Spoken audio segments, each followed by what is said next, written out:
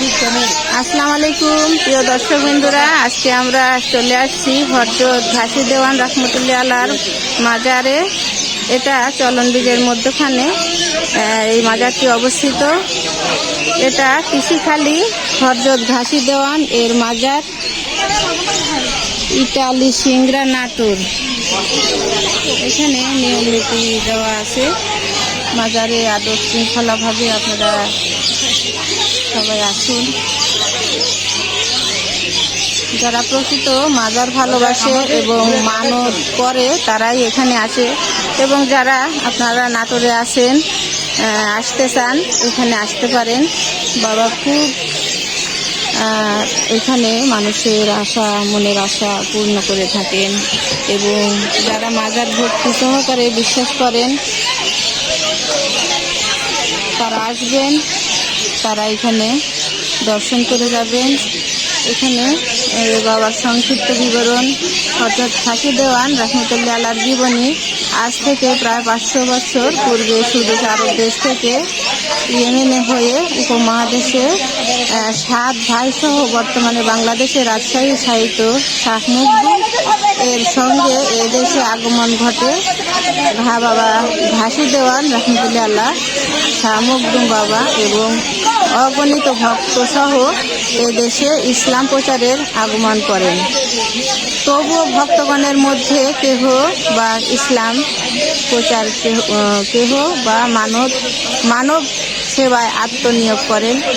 এদের মধ্যে ঘাসি বাবা রহমতুল্লাহ আল্লাহর উল্লেখযোগ্য একজন। তিনি আমাদের 12 আউলিয়ার দেশ, পুণ্য স্থান। তার আগমনের কারণ ছিল ঐশীবাণীয় শাহ মখদুম বাবার নির্দেশে। আপনারা জানেন রাজশাহী যে শাহ মখদুম বাবা আছে তারই সারির এই বাবা ঘাসি দেওয়ান এখানে চলনবিল কৃষিখালী নামক স্থানে সিংড়া জেলা এখানে অবস্থান করছেন। এখানে কৃষিখালী মাজার কমিটির ইটালি সিংড়া নাটোর নির্বাহী সমস্ত কিছু সদস্যর তালিকা দেওয়া আছে, দেখতে পাচ্ছেন।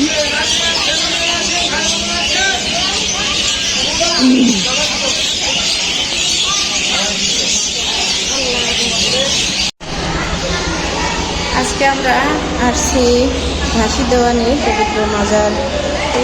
এই যে দেখতে পাচ্ছেন বাবার মাজারটি অবস্থিত।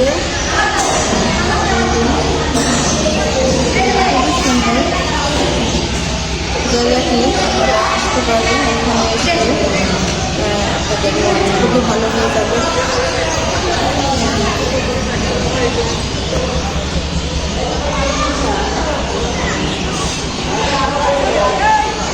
আমরা চতুর্পাশে বাবার রওজাটি দেখার চেষ্টা করছি।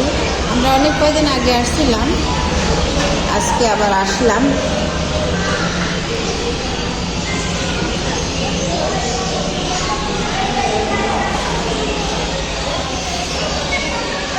খুবই সুন্দর, পাশে মসজিদ আছে।